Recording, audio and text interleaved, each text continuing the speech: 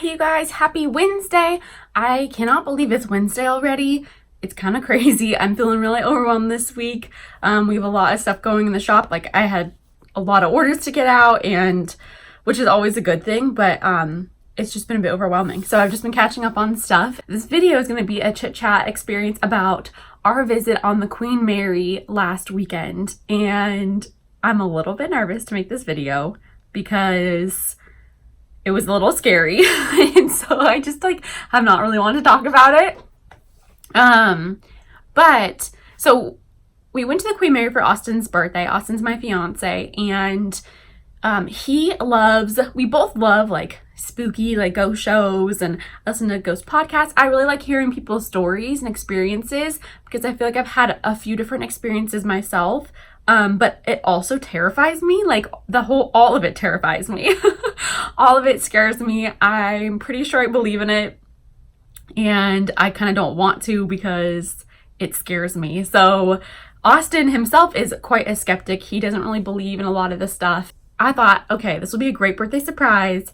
A stay on the Queen Mary. We've taken a ghost tour there before, but not stayed on it, and it was pretty creepy, but it was whatever. It was the middle of the afternoon, and the ship itself is just kind of creepy, just in the sense of that it's so old. You go into, it's you're transported to another era, which is really cool, but it's very dark and dimly lit because that's just how it was back then. And there's not a ton of windows down the hallways or anything because there's so many rooms and stuff like that. It's just not super well lit. It's not very spacious. The ceilings are pretty small, pretty short, and the hallways are pretty narrow. So it's just a very, very old ship, which is just cool. It's cool, history-wise. I'd love to go and take the history tour, but I don't think I want to go back for a little while because I was so scared.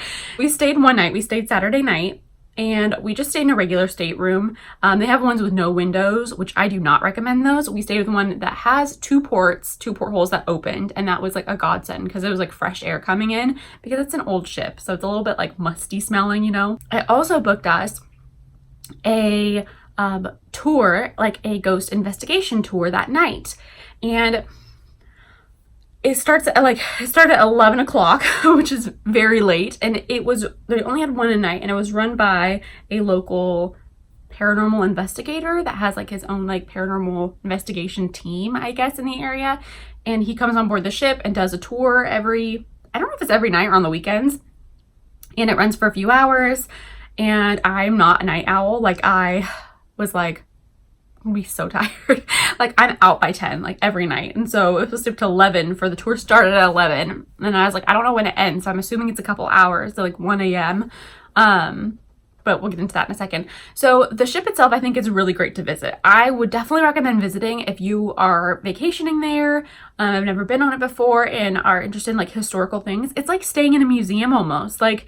Everything they've reconstructed back to that era, to the Art Deco period, where all of the fixtures match it, the carpet matches it, the walls they try to restore everything and keep it as true to how it originally was as they could, and they did a great job. It's really good. And the music, this is not new. The Queen Mary's been around for a while, open for a while, but it's just my review of it. I think it's worth to visit. There's just so much history there, and it's really cool, and I think it's awesome that you could kind of just go around and explore all the different levels yourself. There's some that are off limits that you can only get access to through the tours, so I do recommend doing a tour. Last time we stayed in Long Beach, we just stayed across the way, across the harbor area, and we just drove over and did a day tour and then left. So even that I recommend. You don't even have to stay on the ship. But if you do want to, it's a cool experience. They're super friendly. Everything's done really well and handled really well. We had a great experience overall. Everything was exactly as I'd expected. Yeah, everything worked fine. And they have a few restaurants and lounges on board, which is really cool. We didn't check those out because Austin and I are both vegetarian, and they were mostly seafood and meat. So if you are vegetarian or definitely vegan, I would look elsewhere off the ship for meals. And I don't know about breakfast. I'm sure that breakfast would be fine for vegetarian, and I don't know what they have. We didn't do any breakfast stuff there. We left early the next morning, so I come back to work. But yeah, it was good. And also I just wanted to get off the ship at that point.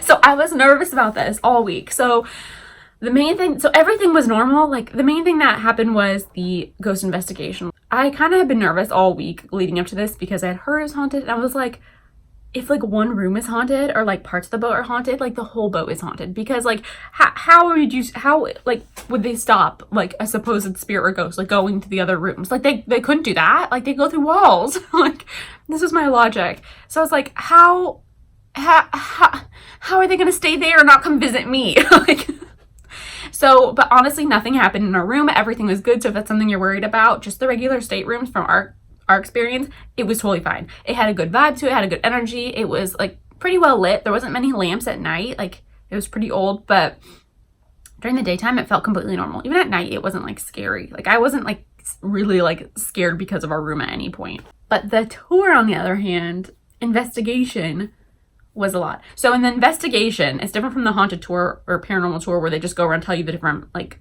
spirits that are on the board to show like ship and stories and things like that. This one is like an investigation where they have like their equipment, like you would see on like the ghost shows where like they're going in to investigate. And he brought a bunch of equipment, like told us all how to use it. We got to see different rooms that we wouldn't normally get to see, which was really cool, and that's what I was interested in. But I was scared the whole time. Like I was scared leading up to this. Like I just felt like, I don't know. I remember thinking the whole time, I'm like, knowing my luck, I don't want anything to happen, and it's gonna happen to me. Like that's how things always work for me. I feel like I never want them to happen, and then they always happen to me because I probably put it out there, maybe that like the attraction to it. I don't know. We get in there, we're on the tour, and he's starting to like hand out things and say like, if anyone's here, touch us. And I was like, no, don't touch me, don't touch me. I don't want to be touched. Don't touch me. Like I don't want to have an experience. Like I think that some of the people there really wanted to have an experience going into it. I was not one of those people. I did not want to have an experience. I knew that I would not be able to sleep the rest of the night if anything happened, and it was just like too stressful. Like I don't want anything to happen. And I'm not really a super religious person, but I feel like you don't like, I don't know, I don't like asking things to happen. I don't want to like put myself or like invite things in. You know what I mean? Like I'm not inviting anything to happen. I don't want to invite that. Nope, don't do it. I'm not part of this. You do you, I'm gonna do me. Like I don't want to be involved. But Austin was so excited for it. So, and he had told me so many times, like, if you don't want to go, like, if it's too, like, gonna stress you out, or if you're, like, nervous about it, like, we don't have to do it. We don't have to do it. I'll be totally fine. And I'm like, no, I'm gonna do it because I know that, like, he's gonna love this. Like, he's gonna be excited to do it, and it'll be kind of fun. So we got to see the cool, like, ballrooms. Like, they had two ballrooms, like, the first class smoking lounge and the first class ballroom or, like, theater area, like, play.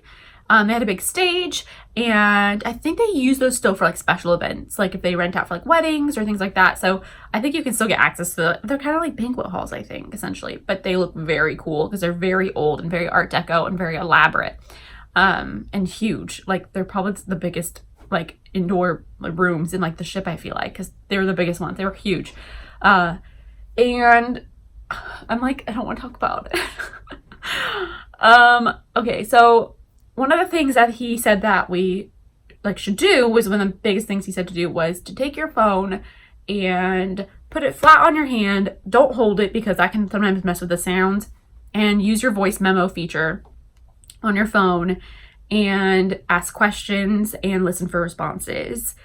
And that's a pretty like typical thing to do. Like usually I feel like they have little recorders and stuff, but like we're just using our phone. He said the best thing you could do was to put it on a flat surface because then there's no like feedback of you like moving your hands or anything. Like there's less likelihood of interference or other sounds and things like that coming up in your recordings. So it's kind of like you just like set it there and then you get what you get. And so I was like, okay, that we can do. I'm not asking the questions because again, I'm not inviting anything in. We're using my phone because Austin's phone is an Android and he'd have to download a voice memo app, didn't have data, etc. So we're like, okay, I have the voice memo. It's already on my phone. It comes with the iPhone. I'm just going to use that. But I'm not asking the questions. Like, nope. I was like, at least like, let's do this. So that way you have the experience and I have experience because something new is something I'm scared of. I'm gonna face my fears. We'll have the experience of doing this. Say we participated in this. We didn't just like walk around follow. Like we participated in this investigation. You know what I mean? Like, and how many chances do you have to get to do that on a Queen Mary? So he let us all split off from the main group of like 30 people. And we went to like, we got to go between the two rooms of the first class smoking lounge and the ballroom. So we got to go back and forth between those two. And I don't know if I'm gonna talk about all of the things that happened, but like one of the things that happened, one of the things we did was we went into this back piano room that has like windows, so outside of the ship we could see like downtown Long Beach, which was really nice, and it was kind of separated off. We were the only ones in there, and we were the only ones at that point in that entire room. We just kind of straight went for that room to like, because I wanted to see it more. I wanted to, like, it was just really cool, and everyone else was in there. It was loud, and I was like, let's just go to the other room. No one's going down there. I set down my phone on the piano in there and just hit record, and you can hear like the light fixtures in there for some reason. I think it was the bass of the music was like, they were rattling a little bit. That it was not paranormal. That was, I think, from the bass or just the ship moving. And I'm like, just ask questions, like just ask something, because I'm making him ask all the questions, because again, not getting involved, pushing him to get involved, but me not getting involved. And we hear our ghost investigator guy, the lead, he walks into the room and like does something, and I don't know what, he was like checking something, and then he walked out. But like when once he walked out, so Austin asked like a couple questions, and we're like, okay, that's fun, like let's go. We didn't listen to it back or anything. We did a couple other, I think we went to the other room, back to the main room where everyone else was, and we did like one by the fireplace, because we're like, this looks cool. I think they said they saw someone there, maybe we just did, because we were like, I wanted to look at the fireplace more, because it is a huge fireplace, and I was like, this is elaborate. And I was like, let's just try one here. And then there's this back little curtained off private area. How does this work? That's spooky. There's a back curtained off private room where I think people were able to go for like privacy, to dine privately. That was just a car. It's just getting stressed out. Where they can dine privately behind this curtain. And there were a couple just random chairs, and like this little like wood half circle like stand kind of thing. It was like built into the wall, like maybe a place for like a little side table or something. It was like a side table type thing. I don't really know what it was for exactly.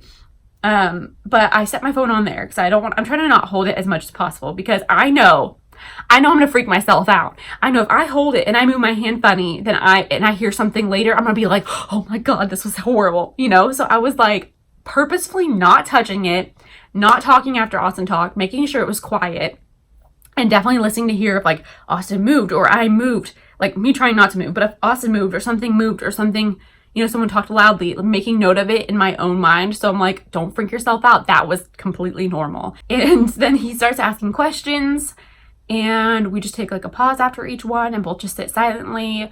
You could hear, like, I know Austin was moving his leg a little bit for one part, and I could hear that. And I was like, okay, make note after that question. He's moving his leg. And that was it. And so we just did that sound there for a little bit, and then we left that area. So other people went in there, and we were like, okay. And we were just walking down the hallway area, like it's like open to everyone. And we were just walking down there, and I was like, okay, I'm gonna listen back to the one we did, because supposedly that room had stuff in it. He had said that people have like heard like muffled things in there or something on recordings, or like I think he said like moans or something, like I don't know. I listened to it back, and I was like, that's strange. What was that? Austin had asked the question, do you ever, I can't remember what it was exactly. It was like, do you ever like hide out in here because there's 30 other people in the other room, like on the tour or something like that, like being like like snarky and sarcastic. After that the other questions had nothing. They were completely like silent, or I hear Austin move his leg or something, like things I'd already made note of. But that question though, and you could hear the muffled people in the background, like outside. They were quite a ways over. You could hear just like, you know, like that like background chatter noise. You're like, oh, you can't hear any specific words or anything, and it's really muffled. You can hear a little bit of the recording, but then like there was something like closer to my phone that like, I don't even want to like, okay, this one just freaked me out so bad. Okay, it was like a long like exhale, like whooshing sound, like something that like did not make sense in the environment. Like I listened to the whole recording, and that was the only thing in the recording that just didn't match. It was like, didn't sound right. Like it didn't sound part of the environment. It was just like, didn't fit. And I was like, what was that? I was like, Austin, what was that? And he was like, what? And then so I like held it to him, listened to him, and he was like, did I just say something? And I was like, I just heard like a whooshing, like a noise. And I was like, is that someone breathing? Like what is that? Like, I started getting so freaked out. I was like, let's go ask the guy, like the investigator, because he said if we find anything, come to him and let him know.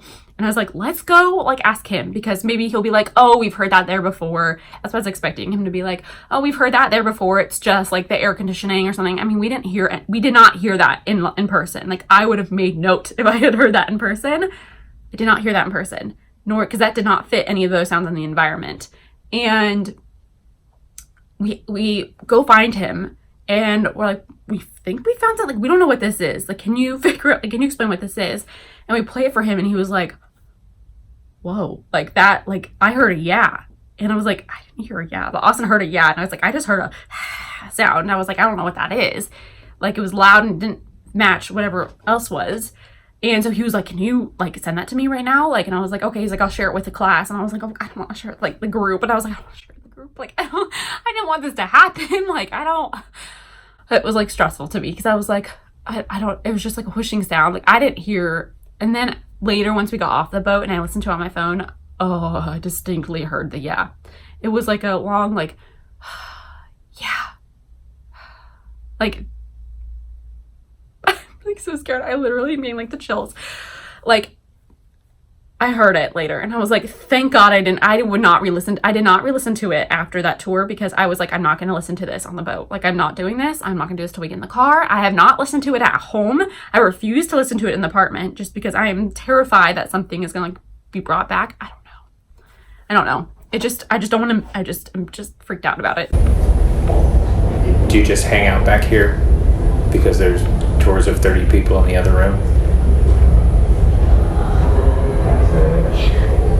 Another group had also caught like a whistle sound on theirs, and I was like, wow, that's crazy. Like, that's amazing. And then he plays ours and people were like, what? Like, and then he asked this guy that came, like, was on the tour, investigation tour, and he asked him, and he had apparently been on this like hundreds of times. He had like his special equipment. He knew the investigator, like they were on like a friend basis. And I don't know if like maybe he just like brings him along because he enjoys it. He has like these full like earphones and like little thing to like listen for things, like amplified sound stuff. I don't know, like expensive hundreds of dollars of equipment he brought with him to find things.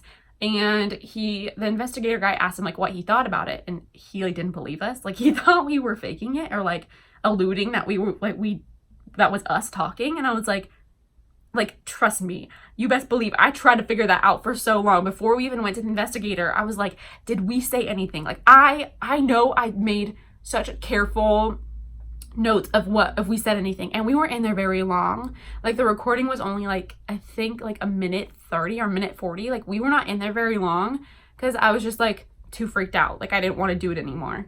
And I know I didn't say anything. I know Austin didn't say anything.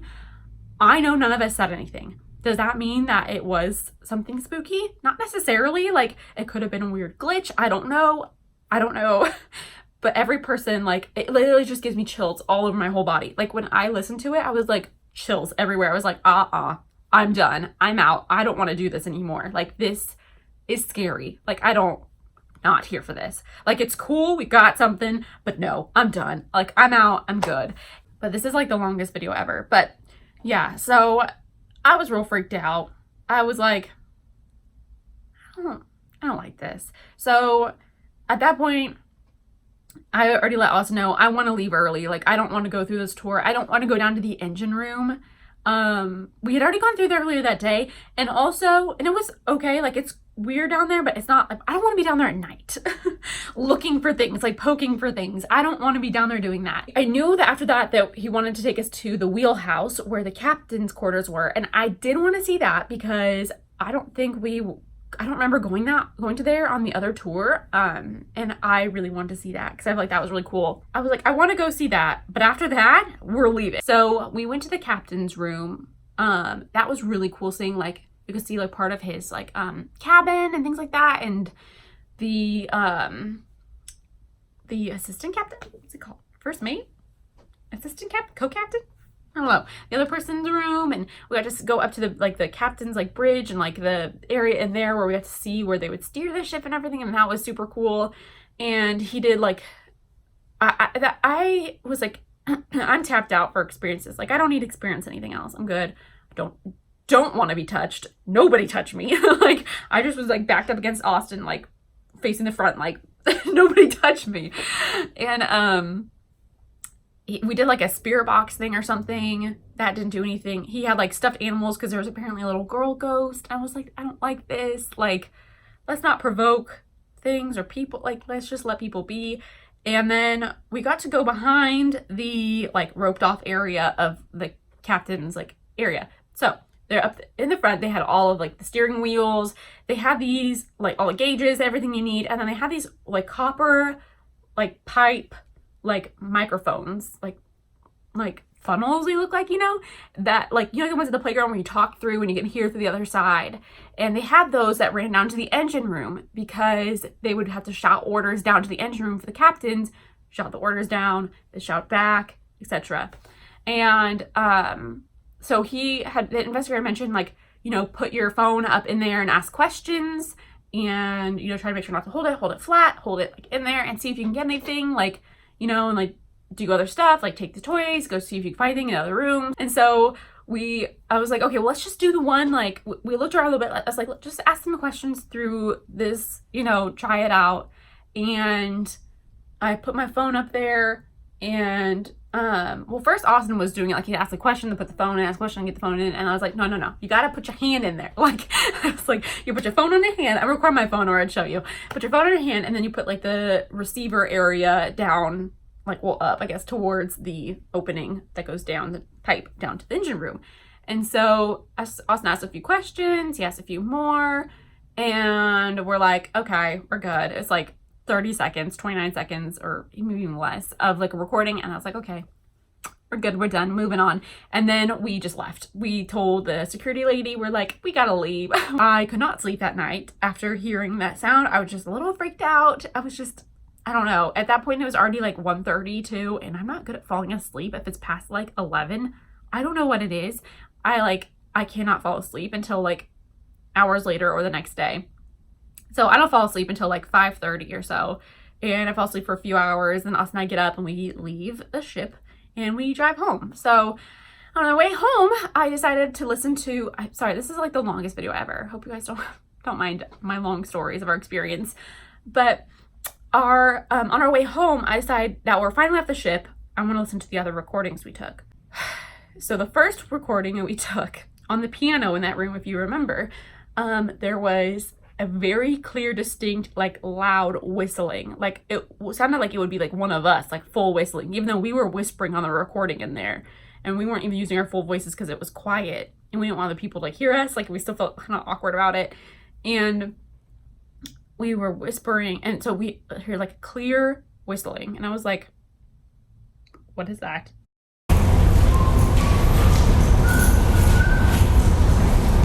Are you gonna talk to them? Like, I know we didn't hear any whistling because he said listen for whistles, and I was like, I would have heard if there was whistles because they get a lot of whistles apparently. And I would have heard if there was a dang whistle happening in that room when we were by ourselves. Like, I would have heard that and been like, that was a whistle. And I know the guy walking through, the investigator, was not whistling. And the funny thing was, I had told Austin like 20 minutes prior, before we even went to that room, when we were in the other room, and he had been like kind of like whistling, humming this tune that we had like been listening to. I was like, you can't whistle anymore. Like, when this tour starts, you cannot whistle because everyone's gonna think they have evidence because you're one whistling, you know? So I specifically told him, don't whistle anymore. And I paid attention to that. And I wasn't whistling because I can't whistle. Then I listened back and heard the voice that time in the other room that we were in that I had mentioned. Heard that very clear. Didn't like that. Gave me full body chills again. Not into it. And then I listened to all the other like few we took when he had to like pull your recorder and like listen, and there was nothing. And I was like, okay. And then the only other one that we got something in was, we didn't take a lot of recordings to start with. I think we took maybe 7 of them the entire like 2 hours. And 3 of them had stuff on them.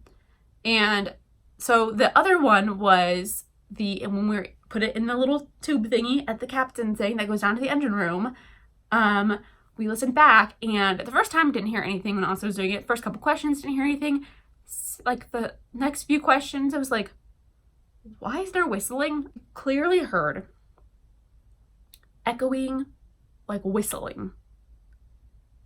like it's echoing in like a cavernous space and coming up, which the echo could just be from through the tubes. And we were like, what is that? Like, it was very clear and very clearly not in the room with the background noise that we had heard. What's your name?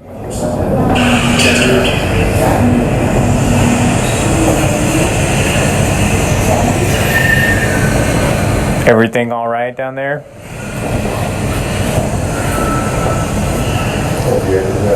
That's not it.